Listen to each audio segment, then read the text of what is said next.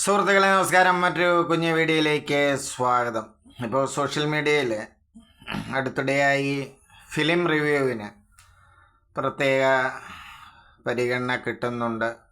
പലരും സിനിമയെക്കുറിച്ച് വിവരമുള്ള ഫിലിം റിവ്യൂവേഴ്സിൻ്റെ റിവ്യൂ പ്രേക്ഷകർ കാണാറുമുണ്ട്.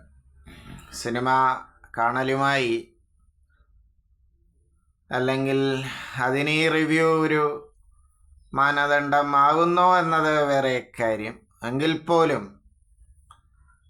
ഈ സിനിമയെ first half, second half, third half എന്നൊക്കെ വിഭജിക്കുന്നതിനോട്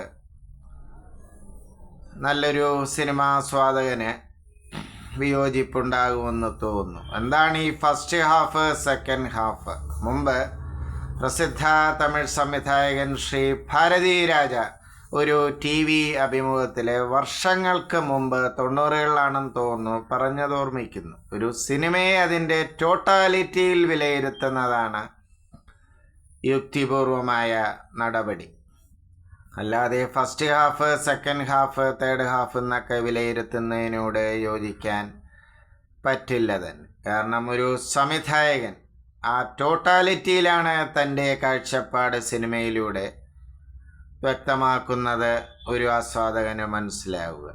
അല്ലാതെ റിവ്യൂവർ ചിലപ്പോൾ 5 മിനിറ്റ് ചിത്രം തുടങ്ങി 5-10 മിനിറ്റ് കഴിയുമ്പോൾ അവന് മൂത്രമൊഴിക്കാൻ പുറത്തിറങ്ങിയെന്ന് വരും, അല്ലെങ്കിൽ സിഗരറ്റ് വലിക്കാൻ ചിലപ്പോൾ പുറത്തിറങ്ങിയെന്ന് വരും. അപ്പോഴും മൈക്കുമായിട്ട് ഓടി അവൻ്റെ അടുത്ത് പോയി റിവ്യൂ എടുക്കുന്നതിനോട് നല്ലൊരു ആസ്വാദകൻ, ചലച്ചിത്രപ്രേമി യോജിക്കില്ല തന്നെ. കാരണം അത് ശരിയായൊരു പ്രവണതയുമല്ല. ഫസ്റ്റ് ഹാഫും സെക്കൻഡ് ഹാഫും തേർഡ് ഹാഫും ഒക്കെ റിവ്യൂവറുടെ മൂത്രമൊഴിക്കലുമായി ബന്ധപ്പെട്ടൊരു പുറത്തുവരവാണ്. അപ്പോൾ മൈക്കുമായി അയാളുടെ പിറകെ ഓടുന്നതിലെ യുക്തി മനസ്സിലാകുന്നില്ല. പ്രതികരിക്കുക സുഹൃത്തുക്കളെ. നന്ദി, നമസ്കാരം.